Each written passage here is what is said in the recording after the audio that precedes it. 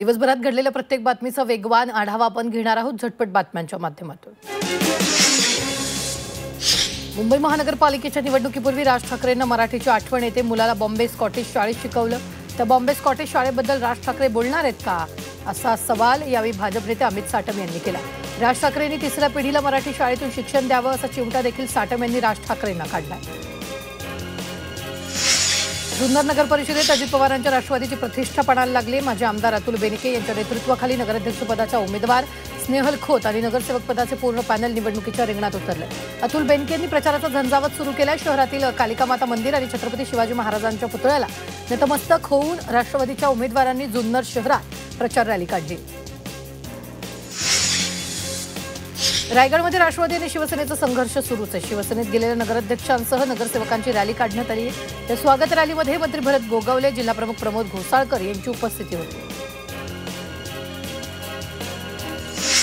मनसा नगरपंचायत निवडणुकीत प्रचारानं जोर धरलेल्या महायुतीत बिघाडी झाल्यानंतर भाजपच्या नाराज गटाने नगराध्यक्षपदासाठी उमेदवारी अर्ज दाखल केला। जिल्हा उपाध्यक्ष संजय थोरात यांच्या नेतृत्वात अपक्ष नगराध्यक्षपदाच्या उमेदवार प्राची थोरात यांनी डोर टू डोर प्रचार सुरू केला। परभणीत भाजपमधील अंतर्गत वाद चव्हाट्यावर आला। पदाधिकाऱ्यांनी जिल्हाध्यक्षांच्या वरिष्ठांकडे तक्रार केली आहे। जिल्हाधिकारी इच्छुक उमेदवारांना एबी फॉर्म न दिल्याचा गंभीर आरोप पदाधिकाऱ्यांनी केला। मसळ्याची सत्ता गेल्यानं मोठी ठेच लागली असेल तर ती झाकण्यासाठी मोठी पट्टी लागेल असा खोचक टोला रोजगार हमी योजना मंत्री भरत गोगावलेंनी सुनील तटकर यांना लगावला। मसळा नगरपंचायतीमधील राष्ट्रवादी काँग्रेसचे नगराध्यक्ष 7 नगरसेवक काँग्रेस आणि शिवसेना उद्धव बाळासाहेब ठाकरे पक्षाच्या एका नगरसेवकानं शिवसेनेत प्रवेश केला। यानिमित्त मंत्री भरत गोगावलेंच्या उपस्थितीत मसळा इथं रॅली काढून स्वागत करण्यात आलं। पुन्हा एकदा निवडणूक आयोगाचा घोळ समोर आलाय। ठाणे महानगरपालिका निवडणूक आयोगाच्या वेबसाईटवर नवी मुंबईची यादी टाकल्याचा धक्कादायक प्रकार समोर आलाय। मनसे नेते अविनाश जाधव यांनी मतदारांची यादी दाखवून निवडणूक आयोगाची आणि ठाणे महानगरपालिकेची पोलखोल केली आहे। महानगरपालिकाच्या आयुक्तांना भेटून त्यांना पुन्हा एकदा प्रारूप मतदार याद्याची घोळासंदर्भात जाब विचारणार असल्याचं त्यांनी म्हटलं।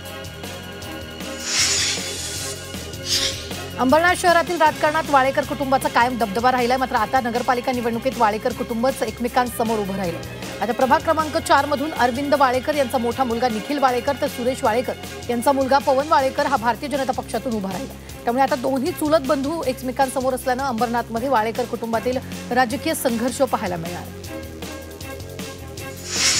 अंबरनाथमध्ये भाजप आणि शिंदे यांच्या शिवसेना पदाधिकाऱ्यांचं फोडण्याचं राजकारण सुरू असल्याचं चित्र पाहायला मिळतंय।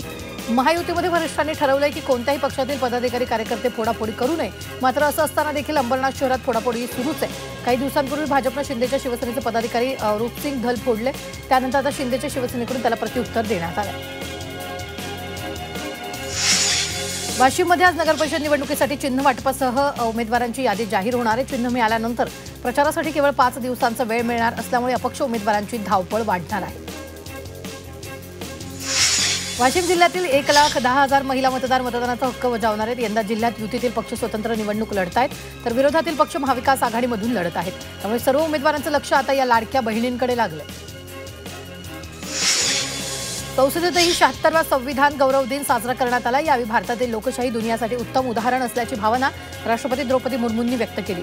तसंच विकासासाठी प्रयत्न करणं गरजेचं असल्याचं मत राष्ट्रपतींनी व्यक्त केलं।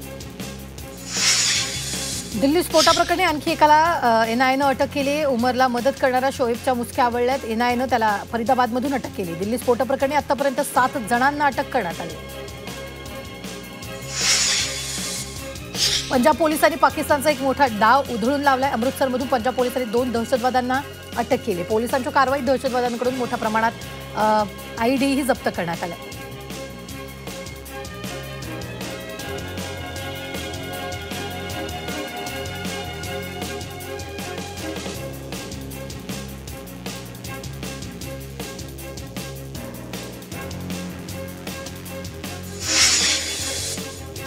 एनएचआरसीनं रेल्वे बोर्डाला नोटीस पाठवली। लांब पल्ल्याच्या रेल्वेत हलाल मीठ वाढल्याची तक्रार एनएचआरसीला मिळाली होती। त्यानंतर रेल्वे बोर्डाला नोटीस पाठवली। या प्रकरणी 2 आठवड्यात ॲक्शन टेकन रिपोर्ट सादर करण्याचा आदेश देण्यात आले।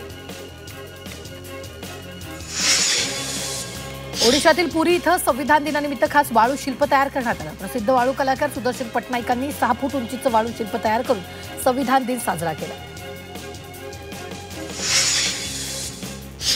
सार्वजनिक क्षेत्रातील बँकांनी स्पर्धात्मक घर कर्ज बाजारात मोठी झेप घेतली आहे। गृह कर्जांपैकी 50% हिस्सा सार्वजनिक बँकांच्या खात्यात गेला, त्यामुळे सार्वजनिक बँकांनी खासगी बँकांना मागे टाकत बाजारातील नेतृत्व मजबूत केलेलं आहे।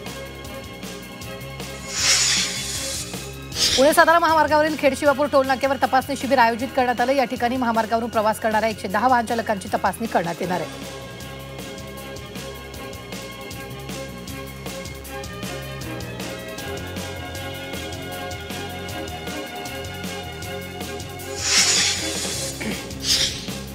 सांगलीच्या मिरजमध्ये संविधान गौरव दिन साजरा करण्यात आला। यावेळी खासदार विशाल पाटील, आमदार सुरेश खाडेंसह अनेक प्रशासकीय अधिकाऱ्यांच्या उपस्थितीत संविधान दिनाचा कार्यक्रम पार पडला। यावेळी देशभक्तीवरील कार्यक्रम सादर करण्यात आले। विविध शाळेतील विद्यार्थी आणि नागरिक कार्यक्रमात सहभागी झाले। भंडाऱ्यात संविधान दिनानिमित्त विद्यार्थ्यांनी रॅली काढली। सर्वसामान्यांना संविधानाविषयी जनजागृती होण्यासाठी रॅलीचं आयोजन करण्यात आलं होतं। यावेळी विद्यार्थ्यांनी नागरिकांना संविधान संदर्भात समजावून सांगितलं। संभाजीनगरच्या पैठण तालुक्यात संविधान दिन साजरा करण्यात आला। संविधान दिनानिमित्त आर्य चाणक्य शाळेनं अनोखा उपक्रम राबवला। 1131 विद्यार्थ्यांनी 2 एकर परिसरात संविधानाची प्रतिकृती साकारून सर्वांचं लक्ष वेधून घेतलं। 13 किलो फुलं, 289 किलो रांगोळीसह इतर साहित्य वापरण्यात आलं। यासाठी 39 शिक्षकांनी ही प्रतिकृती तयार करण्यासाठी परिश्रम घेतले। मुंबई पोलिसांनी संविधान दिन साजरा केला। मुंबई पोलीस मुख्यालयात संविधानाच्या प्रस्तावाचं वाचन करण्यात आलं। यावेळी मुंबई पोलीस दलातील अधिकारी आणि अंमलदार यावेळी उपस्थित होते। आमदार संजय केळकर यांनी संविधान दिनानिमित्त ठाण्यात कोर्ट नाका येथील डॉक्टर बाबासाहेब आंबेडकर यांच्या पूर्णाकृती पुतळ्याला पुष्पहार अर्पण केला। तर सावित्रीबाई फुले आणि महात्मा फुले यांच्या पुतळ्याला अभिवादन करून संविधान चौकात संविधान प्रास्ताविक वाचन केलं। येवला शहरात संविधान दिन साजरा करण्यात आला। भारतीय लोकशाहीचे शिल्पकार डॉक्टर बाबासाहेब आंबेडकरांच्या स्मृतीला अभिवादन यावेळी करण्यात आलं। तसंच 26 नोव्हेंबरच्या दहशतवादी हल्ल्यात शहीद जवानांना आणि नागरिकांना यावेळी श्रद्धांजली अर्पण करण्यात आली। यावेळी मुस्लिम बांधव उपस्थित होते।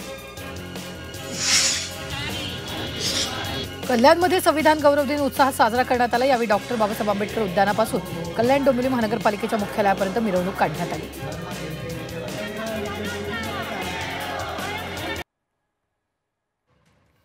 राज्यातील एकही मराठी शाळा बंद होणार नाही। शालेय शिक्षण मंत्री दादा भुसेंनी नंदुरबारमध्ये मोठं विधान केलंय। मराठी शाळांमधील प्रत्येक विद्यार्थ्याची सरकार काळजी घेईल।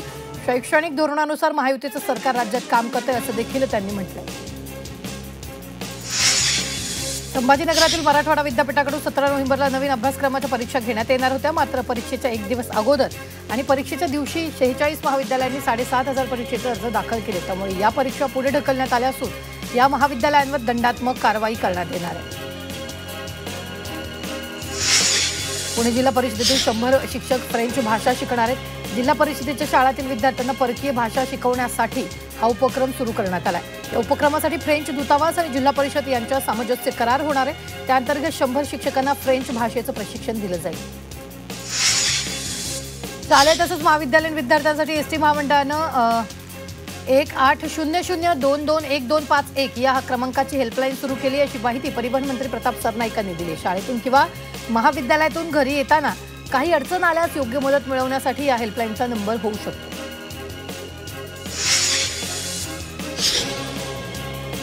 महाराष्ट्राचं कुलदैवत असणाऱ्या श्री खंडेरायाची चंपाषष्ठी उत्सव मोठ्या उत्साहात सांगता होतीये।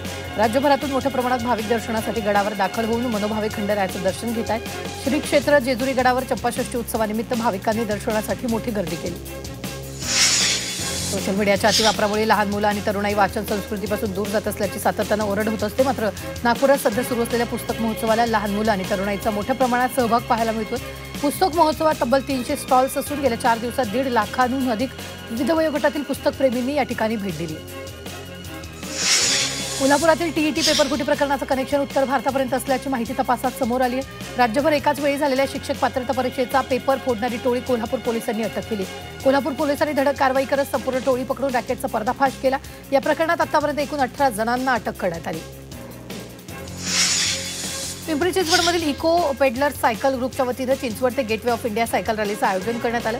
या पथकाने 140 किलोमीटरचं अंतर पार करून 26/11 हल्ल्यातील हुतात्म्यांना श्रद्धांजली अर्पण केली आहे। देशासाठी बलिदान देणाऱ्यांच्या कार्याची आठवण ठेवणं हा या सायकल यात्रेचा उद्देश होता।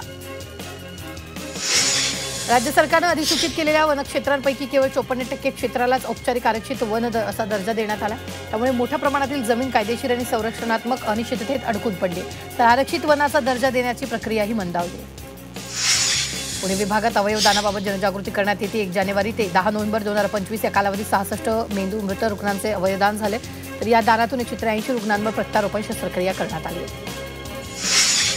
नाशिक महापालिकेने 6 विभागात 31 पथकांची नियुक्ती केली. शहरातील 31 प्रभागांच्या मतदार यादीतील घोळ निवारणासाठी या पथकांची नियुक्ती करण्यात आली.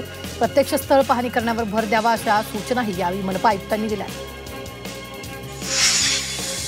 रिया योगाचे प्रणेते श्री अवतार बाबाजींच्या कार्याची महती लवकरच प्रेक्षकांना रुपेरी पडद्यावर पाहता येणार आहे. हिमालयाच्या पावन धर्तीवर संचार करत रहस्यमय हिमालयीन योगाची भेट आपल्याला फकिरियत या आगामी चित्रपटातून पाहता येणार आहे. 28 नोव्हेंबर रोजी हा सिनेमा सर्वत्र प्रदर्शित होणार आहे. राज्यातील कनिष्ठ न्यायालयांच्या इमारतींची दुरावस्था झाली, त्यामुळे हायकोर्टानं सार्वजनिक बांधकाम विभागाला सुनावलेलं आहे. राज्यातील न्यायालयांची जरा अवस्था बघा असं फटकारत न्यायमूर्ती यांनी सरकारला खडेबोल सुनावले. मुंबईत 1,500हून अधिक सार्वजनिक शौचालयांची उभारणी करण्यात आली आहे. झोपडपट्ट्यांमध्ये स्वच्छता सुविधा अधिक मजबूत करण्यासाठी महापालिकेने मोठा निर्णय घेतला आहे. याचं प्रचलन आणि देखभाल स्थानिक सीबीओ मार्फत करण्यात येत आहे. अभिनेत्री आणि माजी मिस इंडिया सेलिना जेटलीनं पतीविरोधात उच्च न्यायालयात धाव घेतली. तिनं पतीवर घरगुती हिंसाचार आणि क्रूरतेचा आरोप केला. न्यायालयानं सेलिनाच्या पतीला नोटीस बजावत 12 डिसेंबरपर्यंत सुनावणी पुढे ढकलली. देहू परिसरातील विकास कामांना गती मिळण्याचे संकेत मिळत आहेत. नगरविकास राज्यमंत्री माधुरी मिसाळ यांनी देहू रोड भागाला भेट दिली. देहू नगरपंचायतीतील मोदी उद्यानासाठी मंजूर झालेल्या 1 कोटी रुपयाच्या निधीचं काम लवकरच सुरू करण्याचा अधिकाऱ्यांना सूचना दिल्या. राज्याच्या काही भागात पुन्हा लंपी त्वचा रोगाचा फैलाव वाढतोय. ऑगस्ट महिन्यानंतर लंपीचा प्रादुर्भाव कमी झाला होता, मात्र पुन्हा एखाद्या जनावरांना लंपीची लागण होत असल्यानं आढळून आले. पशुसंवर्धन विभागाच्या नोंदीनुसार राज्यात 29,000 जनावरांना लंपीची लागण झाली आहे, तर 1,000हून अधिक जनावरांचा मृत्यू झाला. नवी मुंबईच्या उलवे इथं माकडांचा धुमाकूळ पाहायला मिळतोय. सोसायटीमध्ये माकडांचा मुक्त संचार पाहायला मिळतोय. नागरिक भयभीत झाले, त्यामुळे माकडांचा बंदोबस्त करण्याची मागणी नागरिकांनी वन विभागाकडे केलेली आहे. नवी मुंबईच्या घणसोली शहरात मानवी वस्तीत कोल्हा दिसलाय, त्यामुळे परिसरातील नागरिकांमध्ये भीतीचं वातावरण निर्माण झालंय. कोल्ह्याला तातडीनं जेरबंद करण्याची मागणी नागरिकांनी वन विभागाकडे केली आहे. पालघरमध्ये ऑलिव्ह रिडले या प्रजातीच्या कासवावर उपचार करून त्याला समुद्रात सोडण्यात आले. या कासवाचं नाव पालघरमधील स्वर्गीय मानद वन्यजीव रक्षक धवल कंजारा यांच्या नावानं धवल लक्ष्मी असं नाव देण्यात आलं. तर या कासवाला GPS सॅटेलाइट टॅगही लावण्यात आला. साताऱ्यातील शाहूनगरमध्ये नागरी वस्तीत बिबट्याचं पिल्लू सापडलं. एका अपार्टमेंट खाली रात्री नागरिकांना बिबट्याच्या पिल्लाचा ओरडण्याचा आवाज आला. त्यानंतर वन विभागाचं पथक घटनास्थळी दाखल होऊन बिबट्याच्या पिल्लाला ताब्यात घेतलं. नाशिकच्या गोविंदनगर परिसरात एका इलेक्ट्रिक दुचाकीमध्ये साप शिरल्याची घटना घडली. यावेळी दुचाकीतून साप काढण्यासाठी सर्पमित्र आणि मेकॅनिकची मदत घेण्यात आली. तब्बल 6 तासांनी सर्पमित्रांना यशस्वीपणे सापाला दुचाकीतून बाहेर काढण्यात आले. कल्याणमध्ये रस्त्यावर उभी असलेल्या एका दुचाकीत अचानक साप शिरला. सर्पमित्र संदीप पंडित यांनी तात्काळ सापाची गाडीतून मुक्तता केली आणि त्याला सुखरूप नैसर्गिक अधिवासात सोडण्यात आले. वाघवर्धिनी सेवाभावी संस्थेनं राज्य सरकारला प्रथमदर्शी प्रकल्पाचा प्रस्ताव दिला. आम्ही बिबट्यांना सांभाळू, त्यांना खाऊ पिऊ घालू असा प्रस्ताव या संस्थेकडून देण्यात आला. बिबट्याचं संवर्धन करण्यासोबतच हल्ले थांबवण्यासाठी हा निर्णय घेण्यात आला.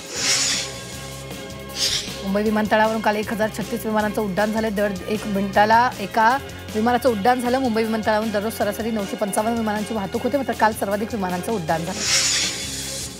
मुंबईसह महानगरातील 44 उड्डाणपूल आणि पादचारी भुयारी मार्गाची देखभाल दुरुस्तीची काम करावी लागणार आहेत. राज्य सरकारनं येत्या 7 दिवसात हे पूल महापालिकांकडे हस्तांतरित करण्याचे निर्देश MSRDCला दिलेले आहेत.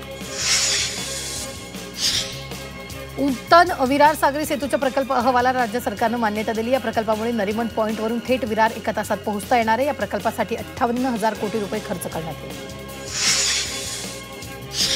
इंटरसेप्टर वाहनांची हाताळणी करण्यासाठी 200 इंटरसेप्टरचं प्रशिक्षण पूर्ण झालंय. नवीन इंटरसेप्टर वाहनांवर रडार यंत्रणा, वायफाय आणि NPR कॅमेरा बसवण्यात आला. या कॅमेऱ्यांमध्ये इन्फ्रारेड तंत्रज्ञान असल्यानं रात्रीच्या वेळेसही कारवाई करता येणार. इथिओपियामध्ये ज्वालामुखीचा उद्रेक झाल्याचा फटका भारतीय विमान कंपन्यांना बसलाय. एअर इंडिया, आकाशा एअर या कंपन्यांनी मध्य पूर्वेतील देशांकडे जाणाऱ्या विमानसेवा काही काळासाठी स्थगित केल्या.